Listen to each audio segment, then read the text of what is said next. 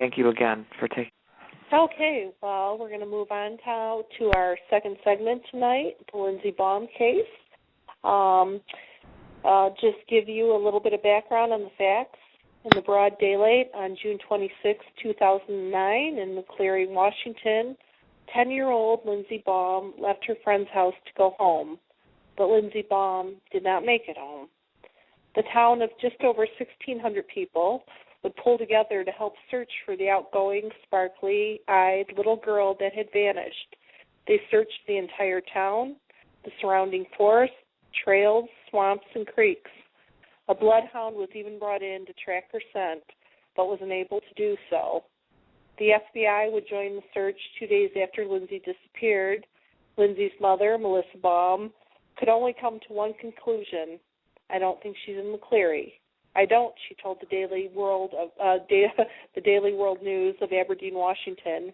Why would they keep her in McCleary? Whoever took her went on the freeway. There are 3 ways to get out of McCleary, and all 3 ways, in all 3 ways, there are freeways within 5 or 10 minutes.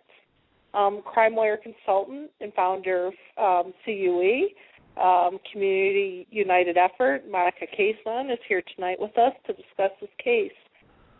Monica, one thing that just as a prosecutor troubles me about this case is, a 10-year-old girl is walking home and she disappears off the face of the earth. Was there anybody who claims to have seen her on her journey home, and where was she coming from? Can you give us a little bit of background on that? Well, basically, there was somebody that encountered her. Her brother was actually walking with her. And just so you know, a lot of people are like, what is this child doing out, at this time? But that particular day Lindsey got missing was the longest day of the year in that state. So it stayed light till like almost 10 o'clock at night, just so you know that. But she did encounter an adult. Her brother was acting up, and basically she turned her brother around to go back home, and the adult, did encounter her, and then she went on, and she, in fact, did make it to her friend's house. She was just walking down there to see if she could go, to stay over there, and they had other plans, and so she was there no time, and she turned around and went back home. Something happened, and nobody saw that part. So there is an accountability of her being, in path to her friend's house, which was a short distance, and there is, the brother returning home, but then, boom, she vanishes. And so it's just been a very crazy case. And like I said, it's a 10-year-old child, and she's received minimal national exposure. People in the community have kind of moved on, and the family is struggling because, look, Lindsey Baum is still missing. We got to find her. We need more help, and that's when they reached out to us, and we just recently got involved in the past couple of months, and we've been coming up and working on some things internally and trying to come up with better ideas to get Lindsey out there, and so that's where we're at with this case, because I'm just appalled that we have such a young child and she's not on the airwaves like many, many others are, with hundreds of hours, and everybody knows and Monica, the story. Right now Melissa Baum is with us on the air as well. Okay. So she's calling in as well. I didn't realize that tonight. So, Melissa, is there? Would you like to talk a little bit about Lindsey? Well, I'm sorry I laughed when you said she just vanished, because that's kind of exactly how I feel. She didn't just vanish. Aliens didn't beam her up. She's somewhere, and somebody in that town knows where she is. They know who took her. Somebody knows something, and you will never convince me otherwise. I know it from the depth of my soul. But my daughter was 10 when she went missing. She's 12 now. She should be in the 7th grade. And as far as media attention, that's been kind of an issue as well from the beginning, mostly because she disappeared the day after Michael Jackson died. So all of these network, prime time and morning shows and all of them had originally called and wanted to put her on, and then they ended up canceling multiple times because more news on Michael Jackson. And my response to one of them finally, after I think the 3rd time of being canceled, was, you know what, if your viewers would rather hear about a dead has-been pop singer, then you just go ahead and you give that to them. Don't call me back. because it was so frustrating to me that, yes, Michael Jackson was great, Michael Jackson's dead, but at least his 11-year-old daughter knows where her daddy is. Hey, Melissa, let me ask you this, just so our readers or our listeners rather understand. Can you give them a little bit of a timeline as to those hours right before Lindsey disappeared? I think it's a little confusing because she left your house with your son, but he turned around and came home. But can you just explain to our listeners how this all came down? Yeah, she actually left my house with her little group. There was a little group, or her little gang, or her little, or whatever you want to call it. There was about half a dozen kids, actually, when they left my house. She'd been swimming with most of these kids all day, just up the street, right almost exactly the halfway point between my house and her friend Michaela's house, which is where she was coming from. They had come to the house, and all the kids stayed outside while Lindsey came in and took a shower. And she went running back out. I said, "What are you doing?" And she goes, "We got to go get Michaela's clothes," because her friend was going to spend the night with us. She had been spending the night the 2 nights previous to that, so she needed more clothes. And I said, "Well, Lindsey, it's going to be dark before long. I don't want you out after dark." And she says, "Oh, Mom, it's not even close to dark yet. We'll be back before dark." And she kind of pranced out the door. And I looked at my clock. I was sitting at my computer when she walked out, and I looked at the clock, and my computer said 9:17. Now, that sounds late, but mind, this was one of the longest days of the year. It did not get dark until after 10:30. By the time it was dark, I'd already called law enforcement. So this was a 5 to 10 minute walk. The way Lindsey walks, she doesn't do anything slow. About 5 minutes for her. To most of us, it'd be a 10-minute walk. She left with the house with my son and her friend Michaela, her friend Michaela's brother, and 2 or 3 other ones of their friends. Now, at some point, they all separated except for Joshua, Lindsey, and Michaela, who continued on to go to Michaela's house. Josh and Lindsey were arguing over a bike. She broke the chain on his bike, and so she left it there in town, thinking she'd stop and get it on the way back, and he was mad because he didn't want her to leave the bike, but neither one wanted to push it, so they were arguing over this bike. And they passed a friend of mine who was at another friend's house, and she saw them arguing, so she sent Josh. She goes, "Josh, why don't you just go home, let the girls go on and do what they're doing?" And so Josh did, and she had texted me and said, the kids were arguing, I sent Josh home, he's on his way. And within 5 minutes, Josh was back in my door. But, at about 9:45, Lindsey should have been down there and back again. I called Michaela's house and wasn't able to reach anybody right away, and it took me about 10 minutes before I was able to finally reach her mother to find out that Lindsey had left about 9:30. So that was 30 minutes with no Lindsey. So at that point, I went out walking because I did not have a car at that time. My car was broke. And Michaela's parents, along with Michaela and her brother, got in their car and started driving around looking. So I'd been trying to call Lindsey's cell phone, not realizing that she'd actually plugged it into the charger before she left the house. And she'd never left her phone, ever. If she was going to her friend's house and her phone was low, she'd take her charger with her. So just the fact that she left her phone on the charger was proven fact to me that she had every intentions of coming straight home. And I kept trying to call it. I finally heard it ringing in her bedroom, and when I went in to get her phone, I just started calling all of her friends at that point. Melissa, let me ask you this. From the time that she left her girlfriend's house and headed back home to your house, is there anyone that is known to have seen her during that time frame? Supposedly there were witnesses that saw her walking. I don't know who they are. That's not been shared with me. But I know there has been at least one confirmed sighting that somebody saw her walking towards home by herself. Melissa, okay. How often do you speak with the police department about the case? How often? Not as often anymore. No? It just gets exhausting asking the same questions, knowing they're not going to answer anything. So, I mean, do you have a specific officer that once every other week or once a month or whatever you call and say, is there any new developments on my daughter? Or how are you working that? I actually have an FBI person assigned. Okay. That is my point of contact. And she does keep in touch with me. We play phone tag a lot. How about sexual predators in that area?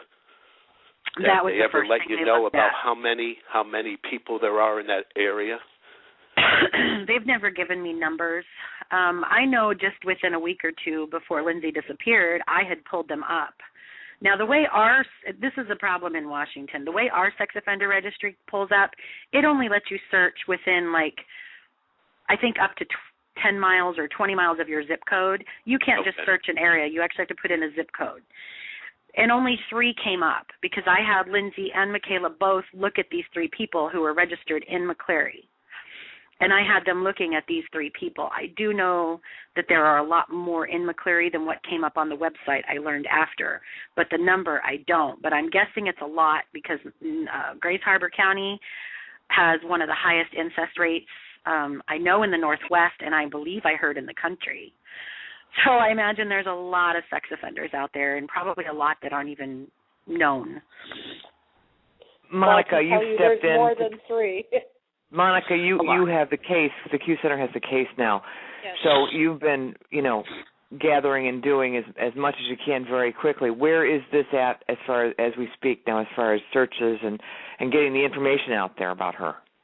Well, we definitely have to get the community back involved, and we've talked about many things. Matter of fact, we're getting ready to launch in the next 24 to 30 hours a program called Join the Hunt for Lindsey Baum, and we're requesting all the hunters in Washington to, adopt a piece of property and to get them involved because they all have permission to already be on that property because it's leased property, and there is a ton of it. If you look, like I said, 10 miles any way you go out of town, it's thousands. It's just ridiculous. And if Lindsey Baum, which I believe is a stranger abduction or a stranger to her that might even live in that community. I believe that she's, 10-mile radius of where she was last seen. So we're going to focus on that and get the hunters involved. In the meantime, we're also looking at different areas and making contacts with of course, Lindsey's mom, but she also has a girl that's working very hard on the case with her, Erin, that's a good support for her. And so we're trying to find locations to get some billboards up. I mean, there's really not been a whole lot done in the case, even though there's been some things done, not the normal protocol of what I've seen in a missing child case. Like, everybody came out for a few days and then boom, it's over, and it can't be this way. And so I've been reviewing a lot of documents, going over and asking the family a lot of questions and trying to really play catch-up. But that's the one thing that I want people on the ground now. So we're going to be starting that January 10th, and we're hoping to get hundreds of hunters to adopt pieces of land because I do believe they know that terrain.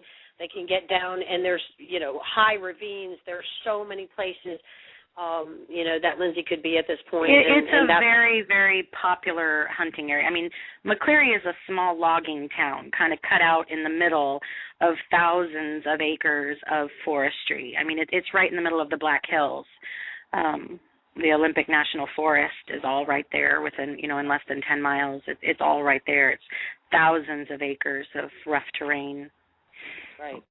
But, Monica, you think it's within a 10-mile radius? I do. I think any way you go out of town, it's which I said that from the beginning, and I didn't even realize that any way you go out of town is 10 miles. So kind of fits my little theory and the little, triangle that I'm looking at. So I do believe that Lindsey is right there. I just believe people haven't gone far enough or deep enough. And because the area is just so vast, I mean, you could look at it and just be like, oh, my God, you could be there and search every day for an entire year with 500 people and never get it all done kind of thing. Mm-hmm. So we're going to reach out to the hunters, get as much done as we can. We're also, talking to some other search teams that are in that area and we're going to try to get something together in collaboration with law enforcement or whatever. But right now, what I can do best for this case is to get these hunters on the ground and get them to adopt Lindsey in their heart and adopt a piece of property in an effort for her. So that's one of the main goals that we're getting ready to launch, and hope that it will also get Lindsey back in the news, and that maybe the national media will come back and revisit her case, because, this is a little girl. And it really does bother me so bad that she's just gone unnoticed, because it was an inconvenient time that she became missing, that something else was grabbing the headlines, and she constantly got pushed to the backfire, to the back burner of all this. Well, that's no major drama. Vito, do you have any suggestions on what the family can do with what we've just talked about, in addition to what's been going on? Again, like Monica says, what makes this case so difficult is the thousands of acres, okay? Many, many cases that I've seen, I've been involved in, many of the ones you see on television don't have an area that huge where the police can come in and do what's called grid searches, okay? You can knock out several miles each time and 5-10 miles in every direction. Here, it's overwhelming. Like she said, you could have 500, you could have 1,000 people work for 24 hours and you're not even going to cover anything. So, I mean, you just have to do, I think what they're doing is excellent. The hunters are out there. This is territory that they know. They know every turn. They know every path. They know everything that's out there. And little by little, just to keep getting the word out. That's the whole thing. We talk about these cases. They're going on by the dozens and dozens each day, okay? There's only a couple of shows on television, and when the shows grab a hold of one case, they hold on to that one case for months. Yeah. And it doesn't really allow any other cases to be out there. Oh, that's a crime in and of itself. I mean, that's ridiculous. Yeah. And they hold on to the ones that have the drama. Yeah, I mean, that's the procedure that a lot of them do, and I mean, whether it's Fox or whatever, any station. I mean, I appear on these shows, and I'm But back. they hurt these cases, Monica, don't they? By doing this, it really does a disservice. When you're out there, you have to start sometimes from scratch to a whole area. You're out there doing the work, and they're, giving no coverage to these kind of cases. It's very difficult for you. I mean, when prime example, when Lacey Peterson got missing, bless her heart, she was a pregnant woman, but I had 9 other pregnant women missing across the country, and we've struggled for any kind of local story, and you have to do some huge event and beg the media to come out. It's we've got to get fairer about, getting all these cases out in front of the media. And what I do within the organization, when we do have cases that the media love, if you will, that are high profile, I try to get those families involved to help the other cases to get out there. So their presence in their case will help the media come to the aid of those that are less fortunate with the media coverage. So we, and like Dawn Drexel with Brittany Drexel's case is involved in Lindsey's case, and she's going to be there to help promote her case because the media loves Brittany Drexel. So that's what you do. Sometimes you have to reach out to your other families and get them to help these other families that are not getting the media attention. So we have a lot planned for Lindsey, and, ultimately just to get her information out there and let people know. We've got a 10-year-old little girl missing that somebody has ripped from this mother, life, and we need to get her back home one way or another. And as far as, Melissa, the drama, you've had drama, and the media should have been there to help you in that as well. I mean, she was homeless. She's lost everything that she had in search for her daughter. She could not work. She could not do this, and it was her and her son. She ended up in a homeless shelter. I mean, this is crazy. This woman needs help, period. And I'm very angered about this case. Well, the drama is more the drama. I'm not a suspect, and there is no specific suspect. That kind of stuff. I mean, I'm sorry. I understand that. That holds the public's attention. I get that, but it is frustrating to me, and I realize I'm not an affluent family, but at the same time, it shouldn't matter. All of these kids need to come home, and it shouldn't matter whose family's got more money or, who's got a step parent that they think is involved, and it shouldn't matter. I mean, there should be a whole television show on every single night featuring missing kids. There should be a whole channel of missing people. I mean, it just shouldn't be, it's an epidemic, and nobody's paying attention. Exactly, and I agree 100%. But there's been so many things you have suffered, through that has gone unnoticed. Trying to find your daughter, and you're not alone in this battle. But there's certainly more people need to step up and join the team, and that's what we're going to do. We're going to, like I said, we've got a 10-year-old little girl here, and I'm just crazed about, the help she's not getting, physical help. For to continue the searches, for training exercises, anything you could do. Somebody in the public step up and do something to help this woman. She doesn't know how to go out there, and she shouldn't be out there searching for her daughter. No, I've actually been instructed not to go out searching. Is there an Army base there near there, Monica, or some type of a... Oh, we have 7 military bases here in Western Washington. We're 20 minutes from Fort Lewis, Washington. Joint base Lewis McCord now. Is there something, Monica, that could be done with the military personnel that are so close? Yes, and I have a large part of my family is in the military. Our whole family is military brats growing up, and they are very helpful to me in a lot of cases, as well as the National Guard. So, again, we will be reaching out to them as well. And they can search, their base. They can do exercises, but they can also come out and help these hunters. And that's where we're going right now. We need to get people out on the ground. We need to start looking. There is no snow there. Everybody's like, there's no snow. Not right now. So, no. If you get up high enough, there might be, but...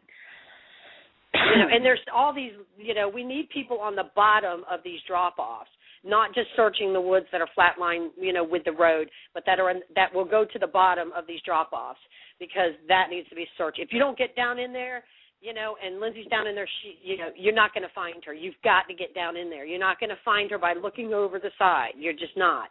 So we've got to get the kind of people that are going to go down in there and look. What about other kids in the area?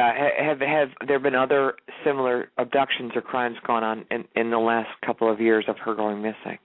No, but the one thing that bothers me the most, and I really want to make this statement, is that this child is missing. The person who took her has not been caught. There. So you better keep your kid close, because they've already got away with it once. And I'm not trying to put anyone on a panic, but it's a reality. All these missing people, whether they're children or adults, that have been abducted and potentially homicide or whatever has occurred, these people are still out there. So it's just not even about finding the missing person, too. It's about finding out who did this to get them off the street so it doesn't happen to someone else. And it will. Because up until this point... I thought I might chime in here for a minute. I prosecuted Coral Watts, a serial murderer from Michigan, who was basically chased out of Michigan and went down to Texas and went under the radar for, some 13 months or so, where he killed, that we know of, 13 women. I mean, there are predators out there, and, the bottom line is that, they're out there, and they're going to do it again. Just like Monica and Melissa are saying, it's like if they did it once, they're out there, they're going to do it again. The only thing we can do as citizens, and basically as law enforcement as well, is know that, they're out there, and once you start to see a pattern, a guy who kills, or I'm saying a guy here, just because that is, the usual mode, that kills a 10-year-old girl if she is in fact dead. And I know there's always hope, Melissa, but, he doesn't stop there. I mean, this is part of a predatory pattern of behavior. And, law enforcement, citizens, everybody else has to join forces to, do what we can to combat these type of predators, because they don't stop. And Donna, another thing, the ranks of these predators, if we're looking at it as an army, their ranks are growing by the thousands, these predators across the country. Police departments are being cut, okay, with the recession. Everything's going on that way. So it's almost like fighting the Alamo against the whole thing of Mexico again, and that's what you have going on here, because these people do not stop, like Donna says.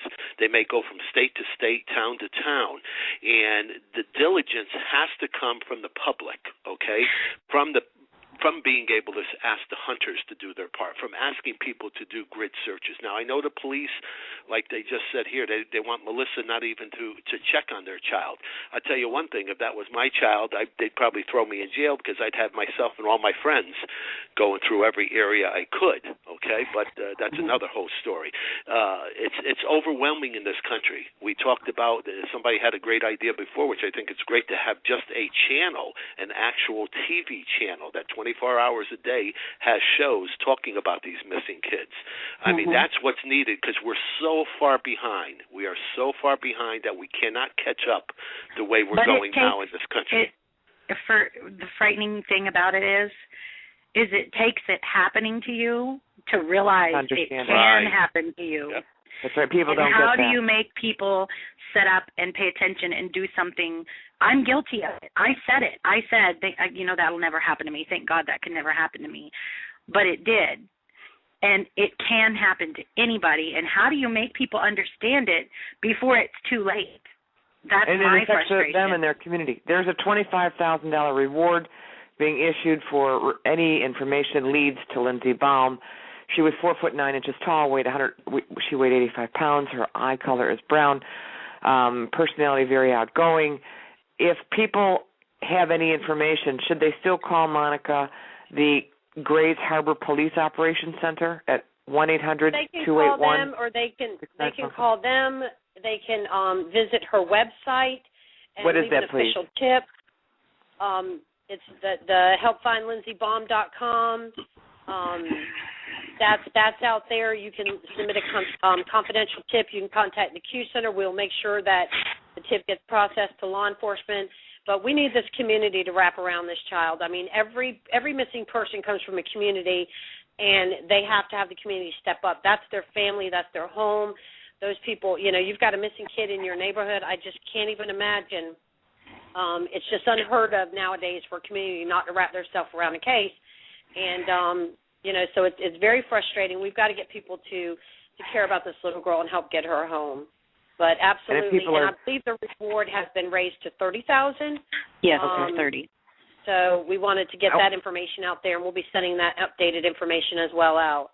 A shout-out to people in the chat room right now. Go to the website for me, please. Take the information down and get it on your sites. If you're listening on a rebroadcast, get this information out because we are basically out of time.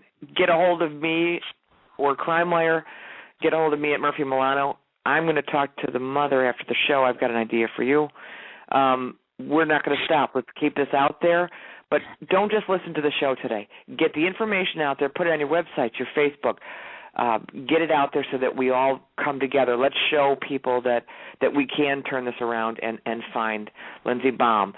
Thank you to the CrimeWire team, our Director of Research, Kim Colton, and Public Relations team at Imagine Publicity. Our next show will be Tuesday, January 11th, 2010. Tune in as we continue to analyze cases, crimes that interrupt, wreak havoc on families looking for answers, seeking justice. Thank you for joining us tonight on CrimeWire. We always welcome your support and value you as our guests.